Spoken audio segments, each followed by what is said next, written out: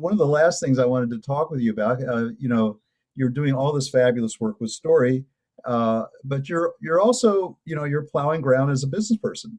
You're running a business. You're running multiple businesses, and one of the things you shared with me is that you're discovering that your personal narrative, as a business person, seems to be a really crucial piece to your success. And that's been my experience over the years, is that the leaders need to know their story, need to know how to communicate that story. Tell us a little bit about what that journey has been for you and how you're seeing that issue.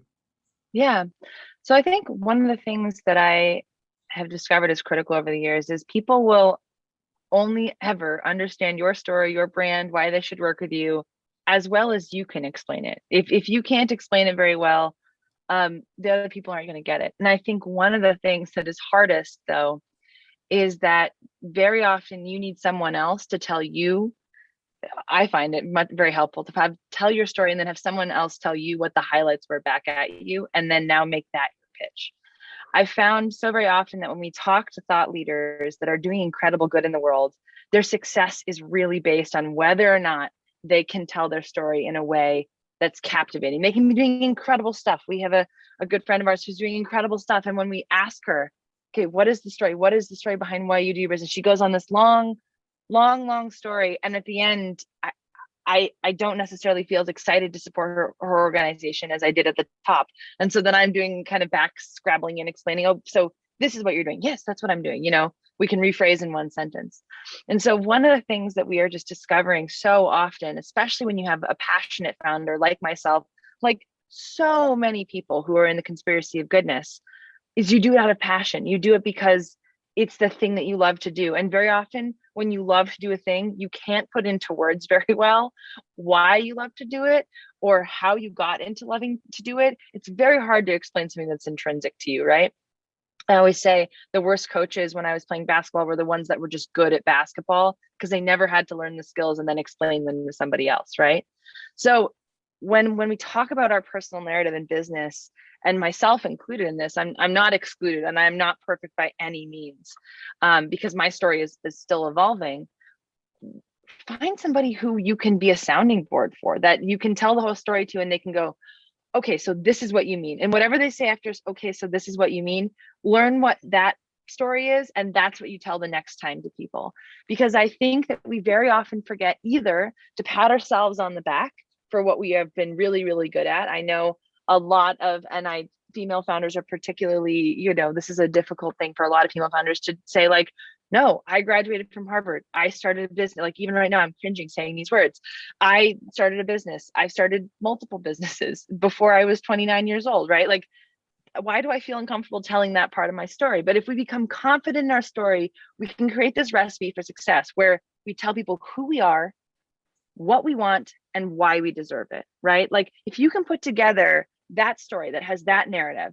I am Liesl Ulrich-Verderber. I am a Harvard graduate. I run a business, a positive media business, creating media that matters. Even I'm stumbling over right now, right? Here's why you support me. Here's what I need. That we need those kind of stories. You need to be able to tell that story very, very well. Obviously, I'm working through it. I can't even do it myself right now.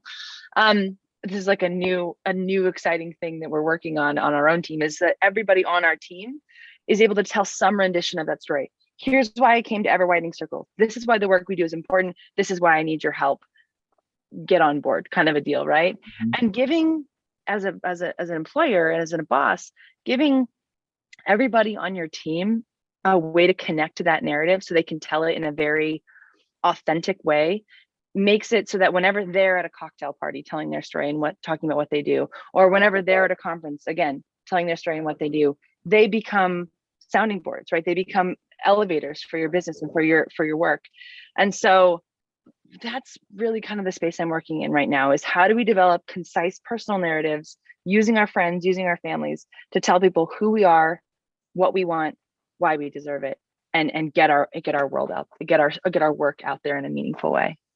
Well, that's fabulous. I don't know if you know the author Sam Keen. probably a little The before you. name sounds like Before you, familiar. yeah, There he might be a book over yeah, there. he was a colleague of Joseph Campbell. Wrote a lot of books on story and the power of story. And one of the things he says is that the word author and authority have a lot in common.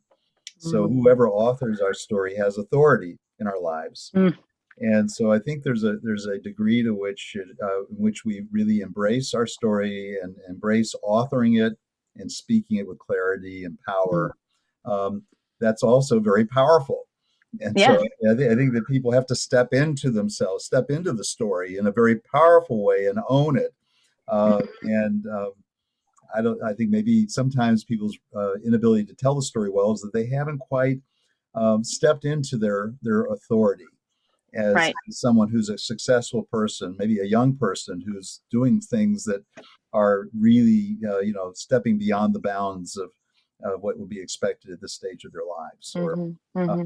so I think that's both a business challenge, but also I think it's part of our personal journey with story. Hmm. Yeah. Yeah. And I think it's one of the most valuable things we can do to really figure out what are our values, how do we convey those to other people, and how do we find people who are our allies along the way. I think one of the best pieces of advice I ever had from somebody is if you can tell your story really well and that person doesn't get it, doesn't get you, it's okay. Your story just isn't for them. You're not connecting, and there will be somebody two stories down, two connections down that will get your story, that will get on board with you, that will help you become the next person. You don't have to convince everybody. And that is one of the things that I was like, oh, I really have to take that to heart. Like our stories don't resonate with everybody, but when our stories do resonate with people, they create lifelong connections that cross territorial boundaries, age boundaries, any kind of boundaries. And they've really helped to amplify each other's work and each other's voices. Yeah, and our passion comes out through them. Hmm. And when our Hmm. passion is really comes out, I think it's infectious for other people. People want to be part of that story. Oh yeah, they want that same feeling, That's right. and I think it's one of the most elating feelings any one of us can have as we're connecting with people. Oh, good. Well, I think we've reached the end of our journey together just for today, and Yes, yes, we'll put an ellipsis on this conversation to be continued. And I want to thank you for taking an hour out of your morning to spend with me and spend with my audiences who are really interested in the power story. And I think there's a lot to unpack in our conversation today. So thanks so much. yes, yes. Thank you so much, Richard. And as always, this is just one of those delightful conversations that will take me smiling through my day. Well, wonderful. Thanks again, Liesl.